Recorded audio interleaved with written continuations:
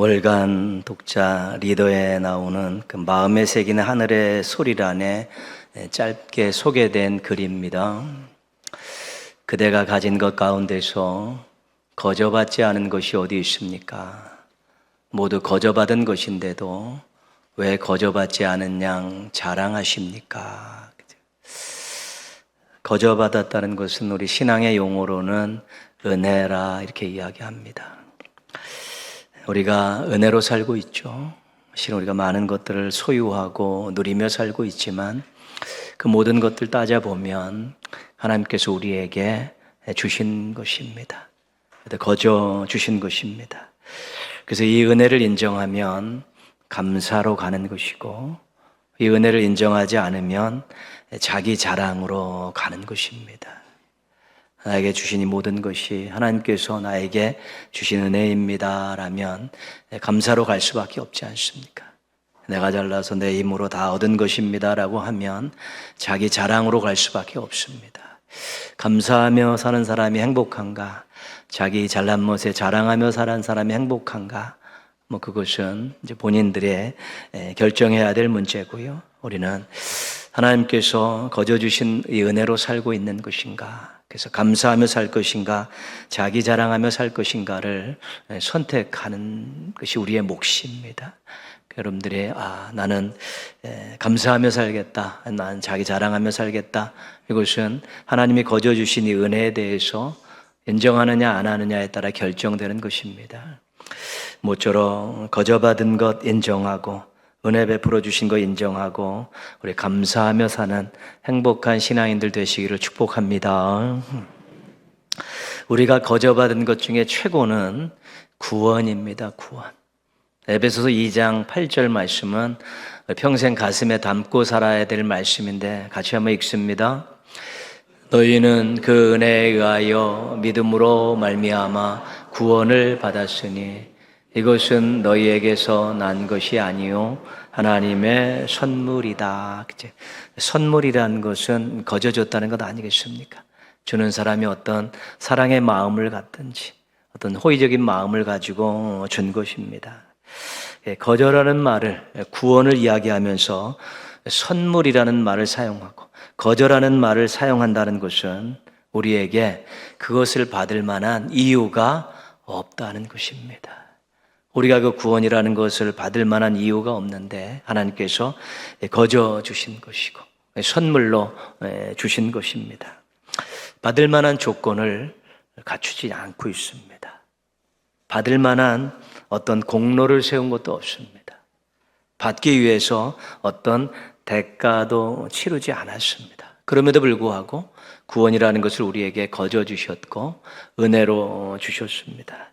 만약 우리가 조건을 갖추고 있고 어떤 공로를 세웠고 어떤 대가를 지불했다면 구원은 당연한 것입니다. 그러나 우리가 자격도 갖추지 않고 공로도 없고 어떤 대가도 지불하지 않았는데 주셨으면 이것은 당연한 것이 아니고 선물입니다. 당연하다는 것은 로마서에서는 삭이라 얘기해요. 삭. 우리가 어떤 일을 하고 받는 임금을 말하는 거죠. 우리가 조건과 공로가 또한 우리가 어떤 대가를 지불했다면 그것은 주고 정당하게 받는 삭시 되는 것입니다. 근데 구원은 삭시 아니라 선물이라는 것입니다. 하나님께서 거저 주셨기 때문에 그렇습니다. 대부분의 종교들은 이 구원을 선물이라고 이야기하지 않습니다. 선물이라고 가르치지 않습니다. 거저받은 것이 아니라는 것입니다. 자신들의 노력에 의해서 받았다는 것이죠.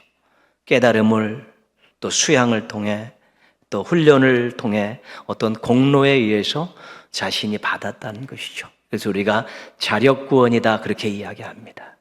자신의 수행으로 자신의 훈련받음으로 자신의 어떤 좋은 멋들어진 삶을 통해서 하나님을 감동시켜서 그것이 자신의 힘에 의해서 얻게 되었다는 것이죠. 그래서 선물이라고 가르치지 않고 자신의 노력이라고 자신의 자력으로 구원했다고 그렇게 가르치고 있습니다. 인간의 능력을 높이는데 신의 영역까지 높인 것이죠.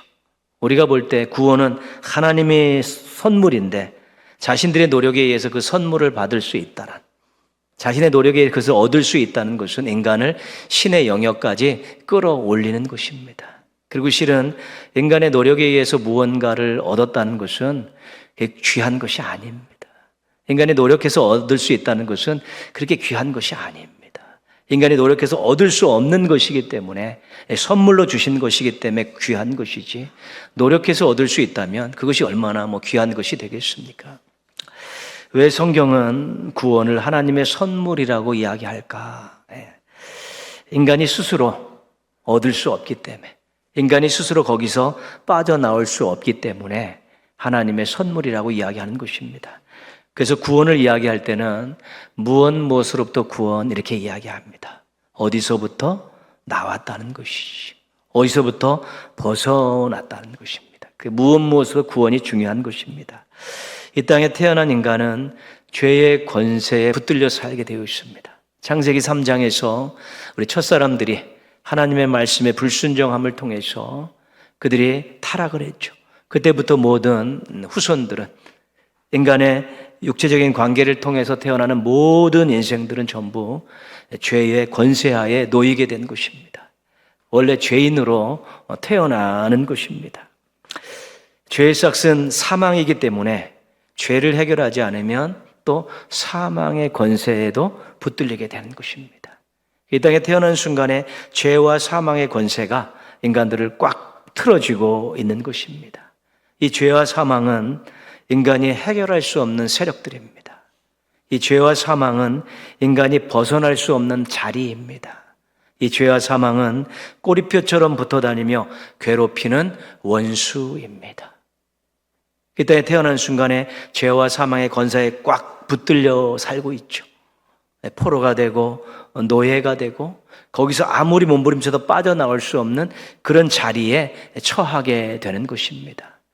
그래서 구원을 죄와 사망의 권세에서 해방되는 것이다, 그렇게 이야기합니다. 로마서 8장 1절 2절이 그 말씀을 하고 있습니다.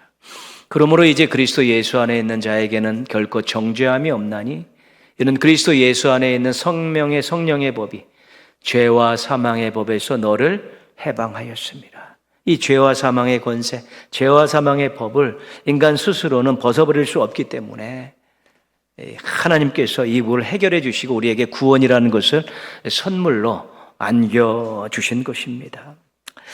인간이 죄인이라고 이야기하는데 오늘 18절에서 23절 말씀은 인간의 죄에 대해 설명합니다. 특별히 죄를 하나님에 대한 태도를 가지고 설명하는데 가장 먼저 큰 죄는 하나님을 알지 못하는 죄입니다. 20절 말씀입니다. 창세로부터 그의 보이지 아니하는 것들 곧 그의 영원하신 능력과 신성이 그가 만드신 만물에 분명히 보여 알려졌나니 그러므로 그들이 핑계하지 못할지니라. 하나님께서 우주 만물을 창조하시면서 그 속에다가 하나님을 알만한 것을 심어 놓으셨다는 것입니다. 하나님의 신성, 하나님의 능력, 그렇죠? 그래서 온 우주 만물을 바라보면서 그것들을 지금도 차가 없이 운행되어져 가는 것들을 바라보면서 또 세월이 흘러가도 변함없이 그런 것들이 아름답게 계속해서 지속되는 것을 바라보면서 이것은 인간이 한 일이 아니다. 이것은 우연히 된 일이 아니다. 누군가의 철저한 설계에 의해서 되어졌고 누군가가 철저히 능력으로 이것을 계속해서 유지하고 있기 때문에 이 온 우주 만물이 지금도 계속해서 유지되고 있다. 어떤 불상사가 일어나지 않고 계속 되어지고 있다. 이런 것들을 바라보면서 여기에 하나님의 계획이 있고 하나님의 능력이 있다는 것을 알게 하셨다는 것입니다. 근데 나중에 너 왜 하나님을 몰랐냐 그러면 제가 어떻게 알아요? 알려주는 사람이 없는데. 근데 맨 말씀의 끝이 무엇입니까? 핑계하지 못한다. 다 심어놓고 다 알려줬는데 네가 알지 못했다는 거예요. 핑계 없다. 그것은 네 잘못이다. 그렇게 말씀하신다는 것이죠. 실질적으로 온 우주 만물을 바라보고 돌아가는 모든 일들을 잘 바라봤을 때 이게 어떻게 이렇게 잘 설계가 되어 있고 지금도 어떻게 그렇게 질서정연하게 운행되어져 있을까? 우리 몸 머리부터 발끝까지 우리가 속에 있는 이 모든 것들을 이것을 누가 만들었고 지금도 이것이 원활하게 잘 운행되어지고 신진대사가 유지되어서 우리가 이렇게 살아가고 있다는 걸 봤을 때 이것이 누가 인간이 만들었겠느냐? 이것이 어떻게 우연히 되어질 수 있겠느냐? 이것은 하나님만이 하실 수 있는 일이라고 고백할 수밖에 없는데, 이 고백을 하지 않으면 나중에 하나님 앞에 섰을 때 핑계거리가 없다는 것입니다. 다 알려줬는데 그러시는 것이죠. 그런데 하나님의 존재를 인정하면서도 죄에서 벗어나지 못하는 사람들이 여전히 존재한다는 것이죠. 21절 말씀 보시면요, 하나님을 알되 하나님을 영화롭게도 아니하며 감사하지도 아니하며, 하나님의 존재를 아는데 하나님께 예배드리지 않습니다. 하나님의 은혜를 인정하지 않고 감사하지 않고, 하나님은 존재하신데 나랑은 무관한 존재다. 그래서 불신앙의 죄가 인간 사회에 여전히 존재하고 있는 것입니다. 하나님의 인기 있는데 나랑은 상관없다. 그래서 하나님께 예배드리지 않고 영광 돌리지 않고 은혜를 인정하지 않고 감사하지도 않는 불신앙의 죄를 짓고 있는 사람들이 여전히 존재한다는 것입니다. 21절 22절 말씀 보시면, 오히려 그 생각이 허망하여지며 미련한 마음이 어두워졌나니 스스로 지혜 있다 하나. 스스로 지혜 있다고 생각해요. 교만한 거예요. 교만한 거예요. 내가 다 할 수 있다. 다 할 수 있다라고. 내 인생은 내 것이다. 내가 경영할 수 있다라고 생각하며 살아가는 사람들이 많은데, 자신의 능력을 과신하며 살아가는 사람이 많은데, 이것이 바로 교만이라는 것이에요. 오만방자한 교만의 죄를 짓고 사는 사람도 여전히 존재한다는 것입니다. 23절 말씀 또 한 가지가 있는데요, 썩어지지 아니하는 하나님의 영광을 사람과 새와 짐승과 기어다니는 동물 모양의 우상으로 바꾸었느니라. 우상을 섬기는 이유는 무엇입니까? 그 우상을 통해 자기의 필요를 채우겠다는 것입니다. 그 우상을 이용해서 자기의 욕망을 이루겠다는 것이죠. 또 하나의 귀한 인간들이 가지고 있는 죄는 정욕이라는 것입니다. 욕망이라는 것이죠. 우상을 통해서 우상의 멱살을 잡아서라도 자기의 필요를 채우겠다, 자기의 욕망을 이루겠다는 마음을 가지고 사람들이 우상을 섬기게 된 것입니다. 그래서 인간들은 하나님의 존재를 부인하는 사람들이 있습니다.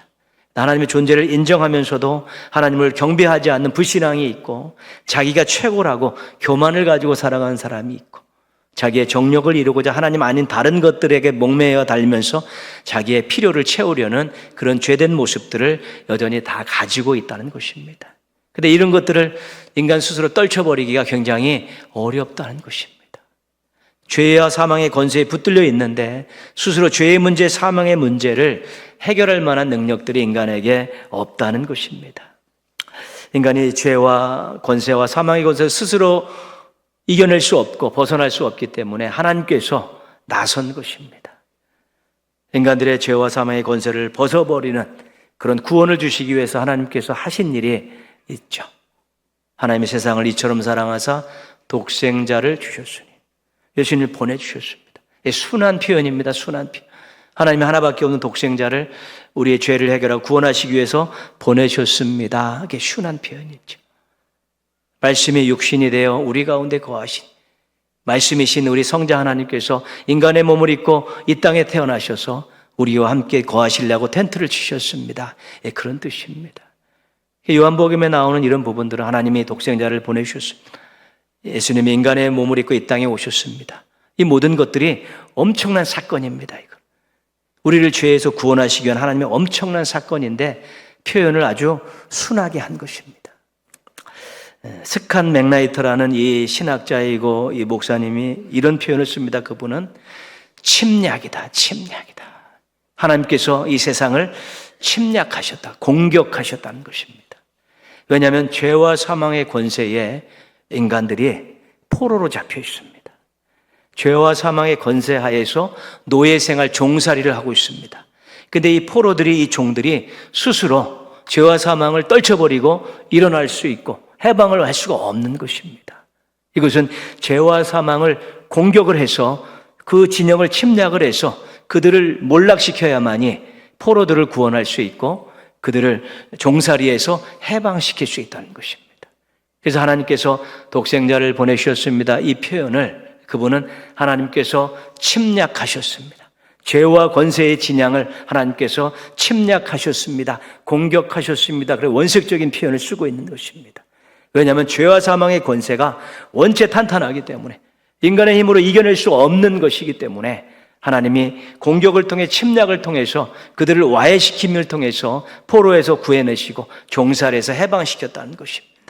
근데 하나님께서 이 땅에 죄와 사망의 권세가 있는 이 땅을 침략하실 때 사용하셨던 무기는 인간의 몸을 입고 이 땅에 오신 하나님의 독생자 예수님, 그리고 십자가. 세상 사람들이 눈으로 볼 때 어떤 강력한 공격을 하고 침략을 할 때는 무기가 압도적이 돼야지만이 이길 수 있는데, 하나님께서 죄와 사망의 권세를 침략하시면서 사용했던 무기는 인간의 몸을 입고 이 땅에 오셨던 예수님, 그 다음에 그분이 달리신 십자가, 그것이 무기였다는 것이죠. 그러니까 세상 사람들이 눈으로 볼 때는 그래서 예수님이 이 땅에 인간의 몸을 입고 오셨다는 것에 대해 우습게 생각하는 것이고, 십자가에 대해서 그렇게 긴장감을 갖고 대하지 않는 것입니다. 그 정도 생각하는데, 이 인간의 몸을 입고 오는 예수님과 이 십자가 때문에 죄와 사망의 권세가 초토화되었고, 포로 생활하고 했던 우리들이 거기서 풀려났고, 노예 생활했던 우리들이 거기서 해방을 얻게 된 것입니다. 그렇게 설명하면 더 이게 긴장감이 있고 하나님이 얼마나 큰 일을 하셨는가를 알게 되고, 포로 죄와 사망의 권세에 포로 생활했던 우리들, 종살이 했던 우리들이 하나님의 침략하심으로 복음으로 침략하심으로 말미암아 우리가 해방을 얻었고 자유함을 얻고 노임을 얻게 되었다고 고백하는데 감격이 더 클 수밖에 없는 것입니다. 그래서 복음은 하나님의 침략이다, 죄와 사망의 진영을 침략하신 것이다, 그렇게 설명을 하는 것입니다. 16절 말씀입니다. 내가 복음을 부끄러워하지 아니하노니 이 복음은 모든 믿는 자에게 구원을 주시는 하나님의 능력이다. 그렇죠? 복음이 구원을 주시는 하나님의 능력이다, 그렇게 이야기하고 있죠. 무엇이 능력입니까? 이 땅에 인간의 몸을 입고 오신 예수님이 능력이시고요, 그분이 달려 죽으신 십자가가 능력이 되는 것입니다. 십자가에 달려 들어가신 예수 그리스도 때문에 죄와 사망의 권세가 꼬리를 내리게 됐고, 우리를 다 포로에서 해방시키고 우리를 종살이에서 다 벗어나게 한 것이지요. 하나님의 능력이, 복음이 하나님의 능력이라는 것이죠. 그래서 부끄럽지 않다는 것입니다. 자기는 복음이 부끄럽지 않다는 거예요. 왜냐하면 죄와 사망의 권세에 있는 자기를 해방시켜 주었고 벗어나게 해준 하나님의 능력이기 때문에 그것은 부끄러워할 일이 아니라 자랑할 일이라는 것입니다. 그것이 신앙 고백의, 사도 바울의 신앙 고백의 중요한 고백입니다. 복음은 죄인들을 구원하는 하나님의 일이고, 죄인들을 구원하는 하나님의 능력이기 때문에 하나님의 일, 하나님의 능력, 그것 때문에 구원받았는데 무엇이 그것이 복음이 부끄러워할 일이냐? 절대 부끄럽지 않고 자랑할 일이다. 갈라디아서 6장 14절에서 이런 고백을 합니다. 그러나 내게는 우리 주 예수 그리스도의 십자가 외에 결코 자랑할 것이 없다. 십자가에 자랑할 것이 없죠. 십자가에 달려드신 예수 그리스도가 복음이시고, 그 복음 때문에 자신이 구원을 받았는데, 거저 구원을 받고 죄와 사망의 권세에서 포로 생활하다가 이제 해방을 받고 죄와 사망의 권세에서 종노릇하다가 이제 자유를 얻었는데, 이 엄청난 하나님이 하신 일, 이 엄청난 하나님의 능력, 이것은 평생 자랑해도 부끄러움이 없다. 나에게는 여러 가지 자랑거리가 많이 있지만, 인간적인 자랑거리들이 많이 있지만 우리 주 예수 그리스도의 십자가 외에는 난 자랑거리가 없다. 그것이 1번이고 최고고 평생 자랑거리다, 그렇게 고백하는 것입니다. 자신을 구원했기 때문에 그렇습니다. 그 복음이 그 자신을 죄와 사망의 권세에서 해방시켰기 때문에 그렇기 때문에 십자가에 달리신 예수 그리스도가 가장 큰 자랑거리라고 이야기하고 있는 것입니다. 복음을 조금 다른 방법으로 설명합니다. 17절 말씀이죠. 복음에는 하나님의 의가 나타나서 믿음으로 믿음에 이르게 하나니 기록된 바 오직 의인은 믿음으로 말미암아 살리라 함과 같으니라. 복음에는 하나님의 의가 나타났다는 것인데 무슨 말씀이냐면 복음 때문에 하나님과의 관계가 회복이 됐다는 것입니다. 하나님과의 관계가 회복이 됐다. 우리를 예수 그리스도를 믿으면 의롭게 여겨주신다고 말씀하시지 않습니다. 우리가 의인이라고 칭함을 받는 것은 우리의 생각과 말과 행동이 깨끗하고 흠결이 없고 거룩하기 때문에 의인이라고 이야기하는 것이 아니라 예수 그리스도 십자가에 들어가신 예수 그리스도를 믿음을 통해서 하나님과의 관계가 정상화되었다는 것입니다. 의인이라는 것은 하나님과의 관계가 회복되고 정상화된 사람들을 의인이라고 이야기하는 것입니다. 그래서 믿음으로 하나님과의 관계가 정상화되어 있기 때문에 의인은 믿음으로 사는 것입니다. 그러니까 하나님과의 관계를 잘 유지하면 구원도 계속 유지가 되는 것이고, 하나님과의 관계를 잘 유지하면 예수 그리스도의 그 십자가 희생이 자기 인생 전부를 끌어가는 것을 고백하게 되기 때문에 하나님 복음에는 하나님의 의가 나타나서 우리 하나님과의 관계를 믿음으로 정상화시켜줬고, 그래서 의인들은 믿음으로 계속 살게 되는 것이다, 그렇게 이야기하는 것이죠. 복음이라는 것이 우리에게 구원이라는 걸 선물하고 또 우리에게 하나님과의 관계를 정상화시킨 양쪽 측면이 있는 것인데, 이것은 같은 의미를 그런 것이죠. 근데 더 중요한 것은 우리가 하나님과의 관계가 정상화된 것입니다. 구원받은 것입니다. 죄와 사망의 권세에서 해방되고 자유를 얻게 된 것입니다. 복음이 그렇게 중요한 것입니다. 복음은 죄인인 우리를 구원하시려고 세상을 침략하신 하나님의 사랑의 이야기입니다. 그래서 복음은 하나님의 능력입니다.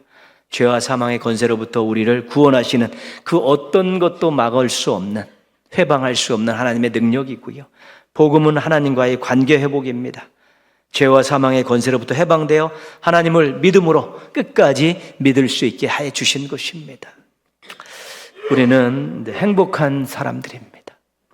인정하시나 모르겠습니다. 복음 때문에 하나님과의 관계가 정상화됐고 회복이 됐습니다. 복음 때문에 우리가 구원을 선물로 받았습니다. 이것이 가장 기본이 되고 가장 중요한 행복입니다. 하나님과 좋은 관계를 맺고 살게 됐다. 하나님이 주시는 구원을 선물로 받았다. 이것이 가장 중요한 기본적인 행복이고, 이것을 우리가 행복의 원천이다, 그렇게 이야기하는 것입니다. 우리가 행복의 원천을 확보한 사람들입니다.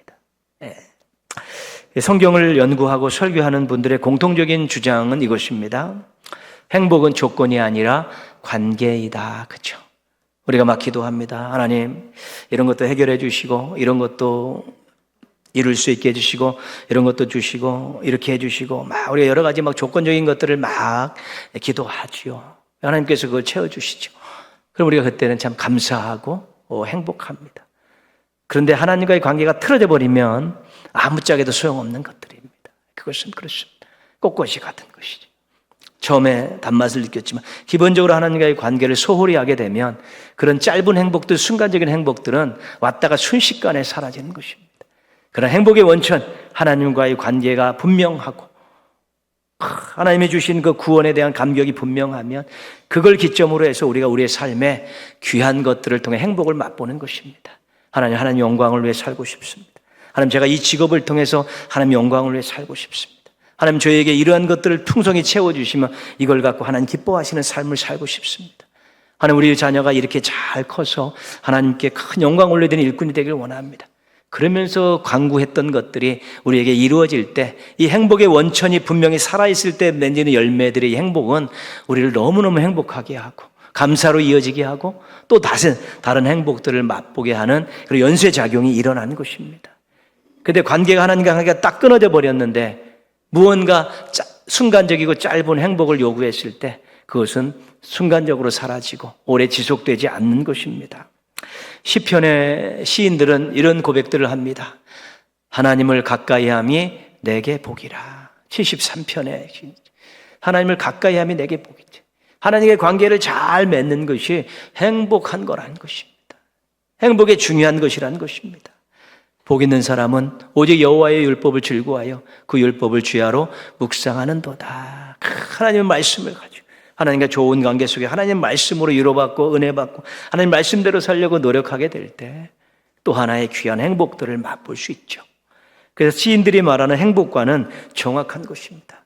행복의 원천을 분명히 하고 거기서부터 나오면서 또 새로운 행복들을 맛보고 그런 것이죠. 이 행복의 원천을 소홀히 한 행복들은 순간적으로 사라지는 행복이라는 것입니다. 하나님과의 관계, 예수 그리스도에 대한 믿음, 이런 것들이 분명하게 살아있을 때 행복의 원천이 있어야지만 퐁퐁퐁퐁 계속 솟아나지 않습니다. 그래서 이것이 샘을 넘어서 시내가 되고 강이 되고 바다가 되는 건 아니겠습니까? 그래서 행복의 원천이, 그 원천이 말라 비틀어지면 물이 어느 정도 나오다가 없어지면 그 안에 있는 것도 다 고갈되고 나중에는 쩍쩍 갈라지는 땅만 남아있게 되는 것이죠. 기대할 것이 없어지는 것입니다.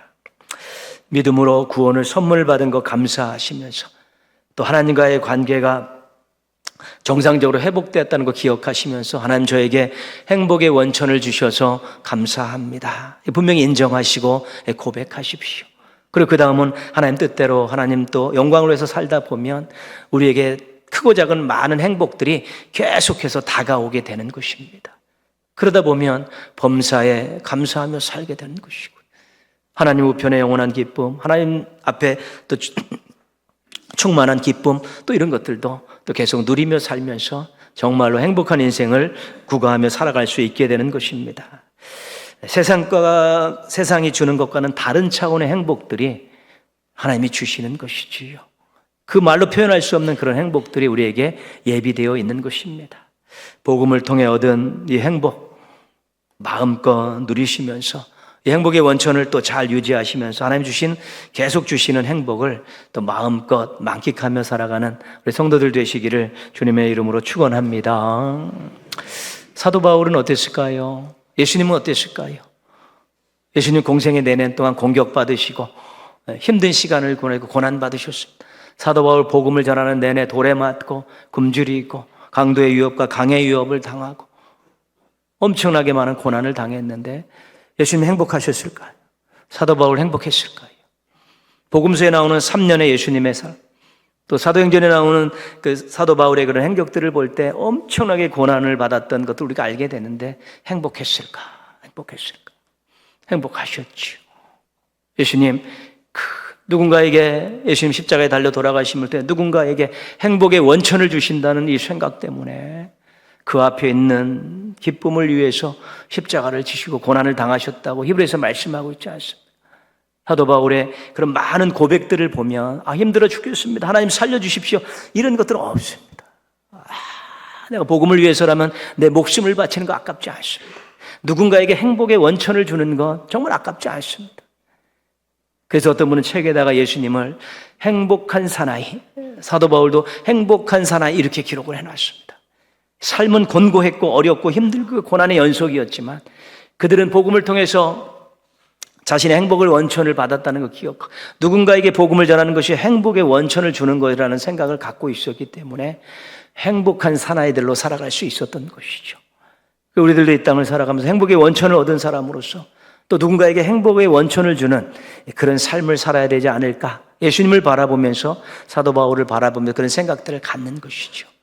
2월달 한 달은 예비교인 작정의 달입니다.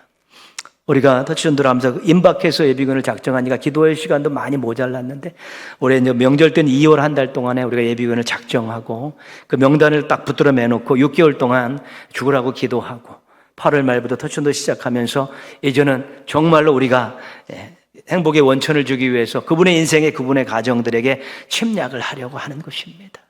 올 한 해 정말 행복의 원천 때문에 그 원천에서 나오는 것 때문에 많은 행복을 맛보심과 더불어서 누군가에게 행복의 원천을 준다는 이 생각을 가지고 복음을 전함을 통해서도 또 새로운 행복을 만끽하겠다는 소망을 가지고 한번 우리가 도전해 보려고 하는 것입니다. 올 한 해 복음 때문에 행복하셨다. 또 복음을 전하면서도 더 행복하셔서 세상에 주지 못하는 참된 행복을 맛보며 살아가는 우리 행복한 성도들 되시기를 주님의 이름으로 축원합니다.